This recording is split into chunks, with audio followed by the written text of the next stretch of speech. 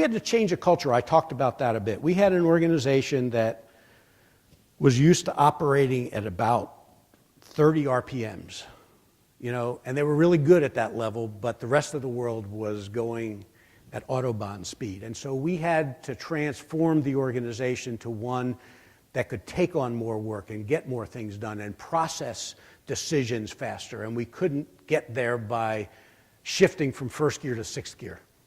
We had to get there slowly. And I use the analogy of boiling a frog. And everybody hopefully knows the story that there are two ways you can attempt to boil a frog. The first is to throw a frog in a pot of boiling water and the frog will jump out.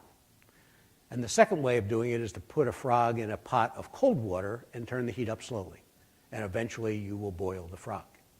And that's what we had to do. And as a management team, I would say one of the hardest things we had to do was to figure out how far we could push the organization without breaking the organization. How much work could they take on? How much training could they absorb? How many changes in behavior could we ask them to implement without pushing them over the edge?